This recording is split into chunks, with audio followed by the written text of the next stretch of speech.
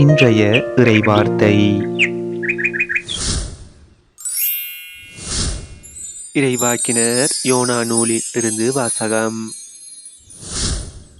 2ஆம் முறையாக யோனாவுக்கு ஆண்டவரின் வாக்கு அருளப்பட்டது. அவர், நீ புறப்பட்டு நினிவே மாநகருக்குப் போய் நான் உன்னிடம் சொல்லும் செய்தியை அங்குள்ளோருக்கு அறிவி என்றார். அவ்வாறே யோனா புறப்பட்டு ஆண்டவரது கட்டளைப்படி நினிவேக்கு சென்றார். நினிவே ஒரு மாபெரும் நகர். அதை கடக்க 3 நாள் ஆகும். யோனா நகருக்குள் சென்று ஒரு நாள் முழுதும் நடந்த பின் உரத்த குரலில், இன்னும் 40 நாளில் நினிவே அழிக்கப்படும் என்று அறிவித்தார். நினிவே நகர மக்கள் கடவுளின் செய்தியை நம்பி எல்லாரும் நோன்பிருக்க முடிவு செய்தார்கள். பெரியோர் சிறியோர் அனைவரும் சாக்கு உடை உடுத்திக் கொண்டனர். இந்த செய்தி நினிவே அரசனுக்கு எட்டியது. அவன் தன் அரியணையை விட்டிறங்கி அரச உடையை களைந்துவிட்டு சாக்கு உடை உடுத்திக் கொண்டு சாம்பல் மீது உட்கார்ந்தான். மேலும் அவன் ஓர் ஆணை பிறப்பித்து அதை நினிவே முழுதும் பறைசாற்ற செய்தான். இதனால் அரசரும் அரசவையினரும் மக்கள் அனைவருக்கும் அறிவிப்பதாவது: எந்த மனிதரும் உணவை சுவைத்து கூட பார்க்க கூடாது. ஆடு மாடு முதலிய விலங்குகளும் தீனி தின்னவோ தண்ணீர் குடிக்கவோ கூடாது. மனிதரும் விலங்குகளும் சாக்கு உடை உடுத்திக் கொண்டிருக்க வேண்டும். ஒவ்வொருவரும் கடவுளை நோக்கி மன்றாட வேண்டும். தம் தீய வழிகளையும் தாம் செய்து வரும் கொடும் செயல்களையும் விட்டொழிக்க வேண்டும். இவ்வாறு செய்தால் கடவுள் ஒருவேளை தம் மனதை மாற்றிக் கொள்வார். அவரது கடுஞ்சினமும் தனியும், நமக்கு அழிவு வராது. கடவுள் அவர்கள் செய்தது அனைத்தையும் பார்த்தார். அவர்கள் தீய வழிகளினின்று விலகியதை அவர் கண்டு தம் மனதை மாற்றிக் கொண்டார். தாம் அவர்கள் மீது அனுப்புவதாக சொல்லியிருந்த தண்டனையை அனுப்பவில்லை. இது ஆண்டவர் வழங்கும் அருள்வாக்கு. இறைவா, உமக்கு நன்றி. இன்றைய தினத்துக்கு உரிய நற்செய்தி வாசகம்.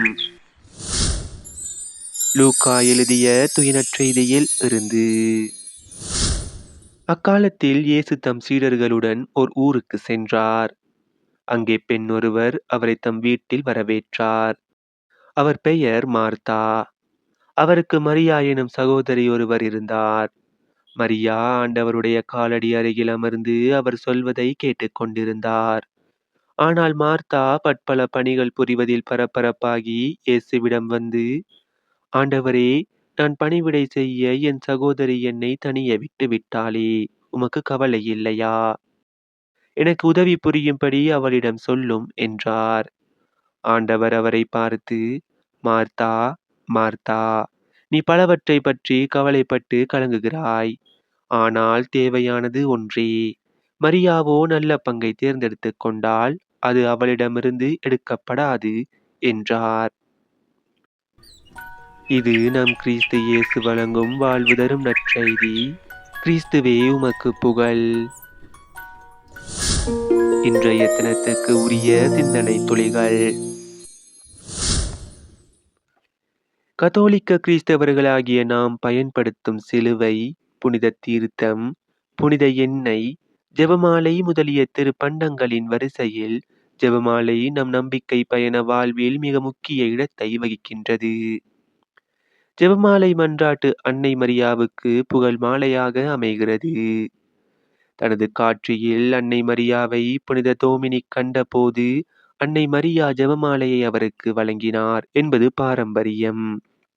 1571ஆம் ஆண்டு துருக்கி ஒட்டமன் பேரரசின் படைகளுக்கும் ஐரோப்பிய நாட்டு கிறிஸ்தவ படைகளுக்கும் இடையே கிரேக்க நாட்டில் லெக்பண்டைன் என்னும் இடத்தில் கடுமையான போர் நிகழ்ந்தது. அவ்வாண்டு அக்டோபர் மாதம் 7ஆம் திகதி திருத்தந்தை 5ஆம் பியூஸ் போரில் வெற்றி பெற வேண்டி கிறிஸ்தவர்கள் அனைவரும் ஜெபமாலை செபித்து மன்றாடுமாறு அழைப்பு விடுக்க, கிறிஸ்தவ படைகளுக்கு போரில் வெற்றி கிடைத்ததால் ஜெபமாலை வெற்றியின் அடையாளமாக மாறியது.